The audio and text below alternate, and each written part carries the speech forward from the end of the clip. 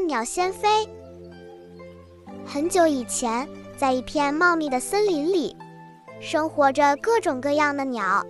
其中有一只小鸟，它生来就比其他鸟显得笨拙一些，不仅飞得慢，反应也不那么灵敏。同伴们常常很轻松就能完成事情，这只小鸟却怎么也做不到。每次捕食，别的鸟都能够迅速地在树枝间穿梭，轻易地捕捉到肥美的虫子，而它却每次都是扑空，只能捡一些其他鸟剩下的食物。在飞行比赛时，它也总是落在最后。一时间，很多鸟都笑话它，说它是只笨鸟。看着同伴们矫健的身影，它的内心充满了失落和沮丧。然而，这只鸟并没有自暴自弃，它知道自己在天赋上不如其他鸟，但它坚信，通过努力一定可以弥补这些差距。清晨，第一缕阳光还未照进森林，其他鸟还在睡大觉。此时，这只鸟已经在一次又一次地扑腾着翅膀，努力地练习了，哪怕失败了无数次，装得身上轻一块子一块的，也从不放弃。傍晚，当其他鸟都已经归巢休息，它还在树林中练习如何更准确地捕捉虫子。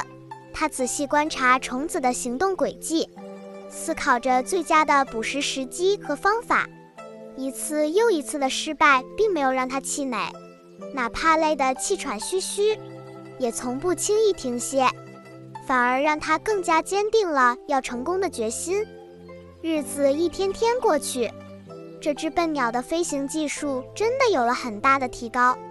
此时的它已经能飞得更高了，更远了，甚至比那些曾经嘲笑它的鸟还要出色。有一天，森林里遭遇了一场突如其来的暴风雨，电闪雷鸣，狂风呼啸，树枝被吹得东倒西歪，鸟们都惊慌失措。那些天赋极好、平时飞得快、技巧好的鸟，此时却因为惊慌而迷失了方向，或者被狂风卷起的树枝刮伤。而这只笨鸟却凭借着自己坚韧的毅力和不断积累的经验，在狂风中保持了冷静。它稳定地飞行着，寻找着安全的避难所。最终，它成功地躲过了这场灾难。而那些曾经嘲笑它笨拙的鸟们，有的受了伤，有的甚至失去了生命。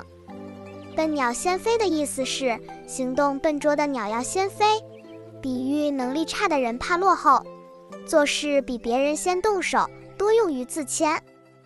聪明的小朋友们，天赋固然重要，但努力和坚持更加可贵。